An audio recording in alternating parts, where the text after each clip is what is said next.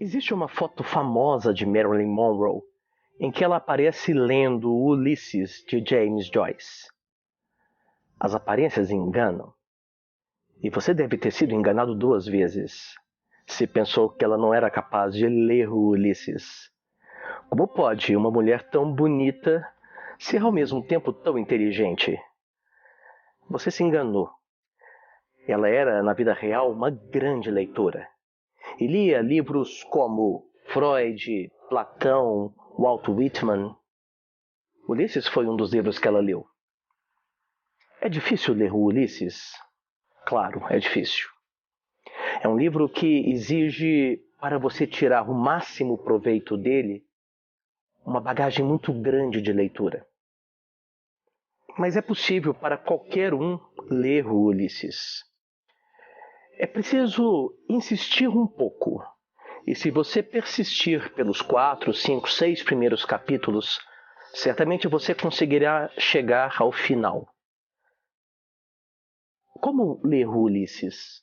Bom, o ideal seria que você pudesse lê-lo em inglês. Mas isso não é acessível para todos. Não só porque o livro não está acessível, mas também porque nem todos conseguem ler o inglês de Joyce. Um inglês muito inventivo, com muitas palavras estrangeiras incorporadas e com a composição de novas palavras. Se você quer ler em português, existem 3 traduções no Brasil e mais 2 em Portugal. A primeira tradução brasileira foi feita pelo Antônio Weiss, na década de 60, 70. Depois, nos anos 90, 2000, veio a tradução da Bernardina da Silva Pinheiro. E finalmente, em 2013, se eu não me engano, veio a tradução do Caetano Galindo. Qual delas, se você for ler em português, você deve escolher? Qualquer uma. Elas enfatizam aspectos diferentes da obra de Joyce. A tradução do Weiss está preocupada com a forma, a linguagem e o vocabulário.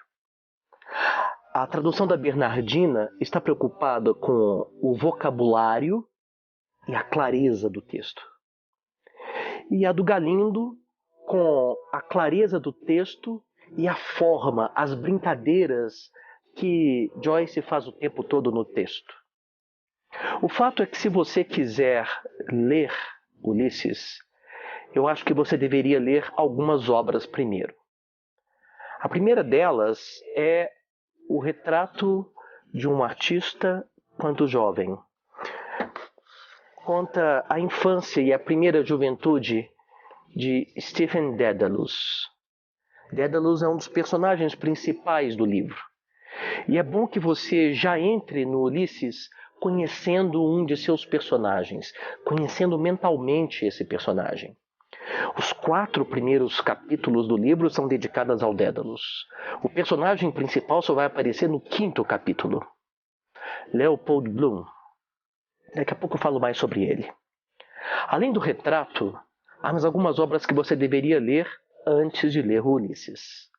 A principal é a Odisseia de Homero, porque Ulisses é baseado em grande medida na Odisseia. A Odisseia conta 3 histórias e Ulisses é dividido em 3 partes. A primeira parte conta a história do filho que nunca conheceu o pai, Telêmaco, porque Ulisses esteve por 20 anos fora da sua Ítaca. A segunda parte conta a volta de Ulisses para sua casa enquanto homens cortejavam a sua mulher Penélope. E a terceira parte, Ítaca, conta o reencontro dos personagens e a luta de Ulisses com os pretendentes e o reencontro com Penélope na cama.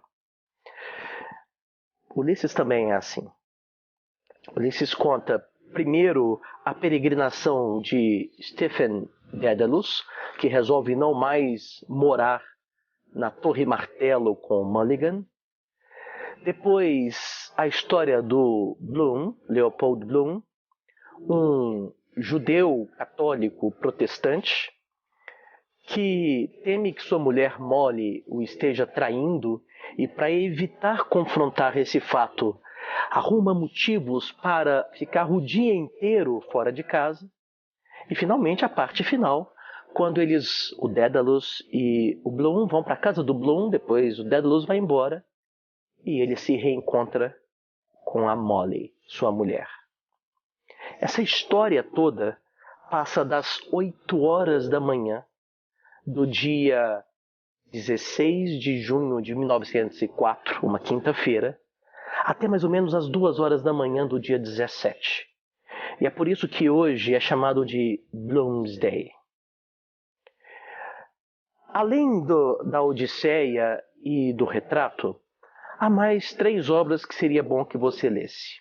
A Bíblia, de preferência uma Bíblia católica, porque há muitas referências nela. Depois, as peças de Shakespeare, em especial Hamlet, porque é a história de um filho que quer retomar o lugar do pai.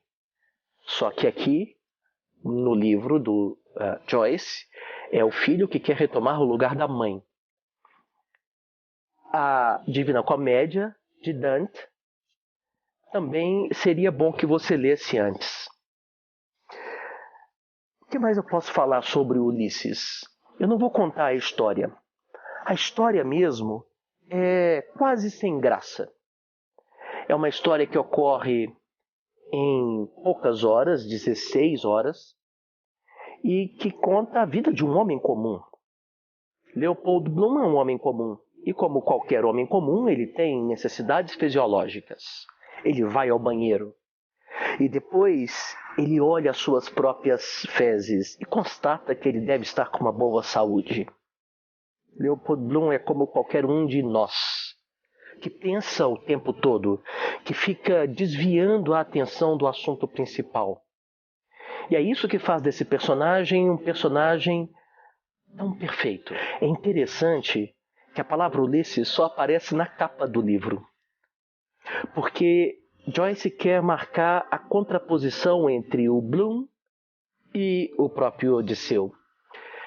Além disso, o que torna o romance tão instigante, tão importante no cânon ocidental, mas também tão difícil, é que para contar uma história tão banal, uma história de traição, e de um homem que quer, mas não quer descobrir essa traição, Ulisses desconstrói o romance. Para começar, ele usa amplamente o fluxo de consciência. O fluxo de consciência é quando nós pensamos. Nós não pensamos assim, estou vendo uma lâmpada vermelha. Pensamos assim, lâmpada vermelha, água. Ontem eu estive aqui. Molly. Percebe? É isso que torna o fluxo de consciência difícil. Ele vai concatenando ideias que na mente da pessoa, do personagem, fazem sentido. E a gente precisa reconstruir esse sentido. Além disso, uma dificuldade é que o tempo todo ele está mudando de narrador, ele está usando estilos diferentes de narração. Em cada um dos episódios do Ulisses, James Joyce usa um estilo narrativo diferente. Na opinião de Joyce, o mais interessante dos episódios do seu Ulisses era o penúltimo, chamado Ítaca. Ele foi escrito sob a forma de um catecismo. São, ao todo, 329 perguntas e respostas. Um outro, que é o episódio chamado de Éolo no esquema Linati, é narrado sob a forma de manchetes de jornal. O capítulo mais famoso é certamente o último. É um capítulo de mais ou menos 20, 30 páginas, nas quais existem apenas 8 frases e nenhum sinal organizando essas frases, pontos, vírgulas, porque é um fluxo de consciência de Molly, lembrando-se porque é que, apesar de tudo, ela resolveu se casar com Leopold Bloom. É que Leopold Bloom, apesar da sua simplicidade, da sua singeleza, é único. Veja como termina o livro. Sim, e como ele me beijou no pé do muro mourisco, e eu pensei, ora, tanto faz ele quanto o outro, e aí pedi com os olhos para ele pedir de novo, sim. E aí ele me perguntou se eu, sim, diria, sim, minha flor da montanha. E primeiro eu passei os braços em volta dele, sim, e puxei ele para baixo, para perto de mim, para ele poder sentir os meus peitos, só perfume, sim. E o coração dele batia que nem louco, e sim, eu disse sim, eu quero, sim. Joyce disse que ele iria compor uma obra que faria com que os críticos, pelo resto da eternidade, ficassem discutindo para descobrir essas intrigas, esses enigmas. É uma obra muito interessante que vale a pena ser lida. Hoje é Bloomsday, dia de celebrar Ulisses, dia de celebrar Leopold Bloom, dia de celebrar o grande James Joyce.